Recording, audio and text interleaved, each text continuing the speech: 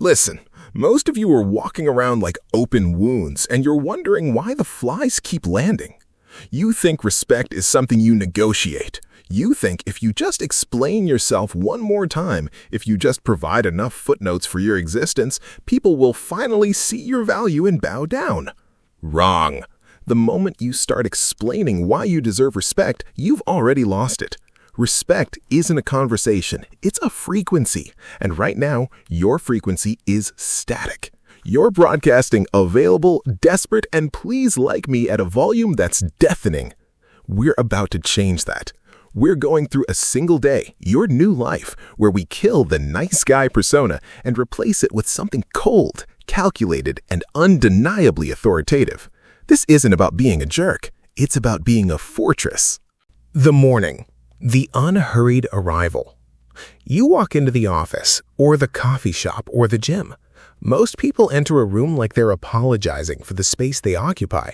Their eyes are darting, they're adjusting their clothes, they're moving at 1.5x speed because they're terrified of being in the way.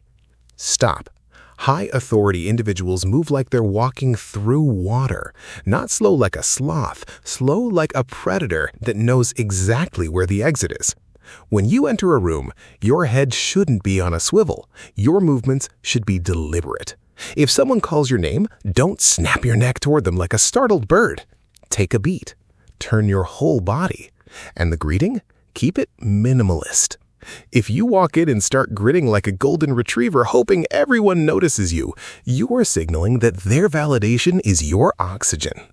A simple, firm nod, a morning, that sounds like a statement, not a question. You're setting the thermostat for the day. You aren't reacting to the room is reacting to you. The midday, the power of the pause. Now, the pressure hits. You're in a meeting. Or maybe your boss is breathing down your neck. They toss a high-stakes question at you, the kind designed to make you sweat. What do most people do? They word vomit. They start talking before the other person even finishes the sentence because they're terrified of silence. Silence feels like a vacuum, and they're desperate to fill it with and, well, I think. Listen to me. Silence is your best friend. When someone asks you something difficult, or worse, when someone insults you, give them 3 seconds of nothing. Just 3. Look them dead in the eye. Don't fidget. Don't blink. In those 3 seconds, the power dynamic shifts completely. It shows that you aren't a machine that spits out answers when a coin is dropped in. It shows you're a thinker. You're the judge. You're the one deciding if their question even deserves your breath. People who own the silence own the room. Now, before we get into the social respect tests where things get really dirty, I only want the people who actually plan on using this to hit the like button. If you're just here for entertainment, leave it alone. But if you're deciding right now that the pushover version of you is dead, smashing that like button is your signature on that contract. The afternoon, the gray rock, and the trap. Lunchtime.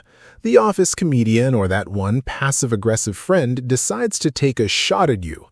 A joke that isn't really a joke. Most people laugh it off. They do that little nervous because they don't want to make things awkward. Listen, let it be awkward. When someone throws a disrespectful jab your way, do not laugh. Do not get angry. Anger is a reaction, and reactions are a confession that they dot to you. Instead, use low, reactive listening.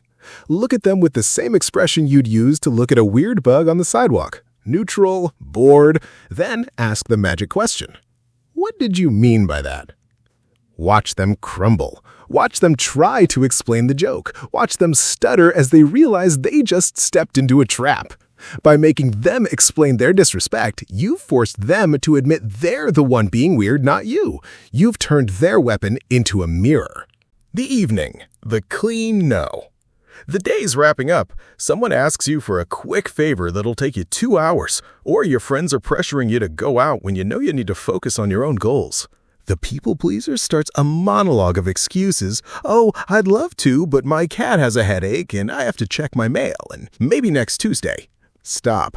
Your excuses are just you begging for their permission to say no. Use the clean no.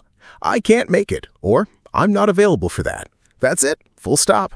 No sorry, no maybe later. If they ask why, you don't owe them a biography. A simple, "it doesn't work for me" is a complete sentence. When you stop explaining your no, you start valuing your yes. People don't respect people who are always available. They respect people who have boundaries made of concrete, not wet paper towels. The ending, the internal fortress. Here's the raw truth that most self-help gurus won't tell you. You can't fake this forever. If you're still checking your phone every 5 seconds for a text back, or if you're still losing sleep over what some random person thinks of your shoes, these habits are just a costume. The goal isn't to act respected.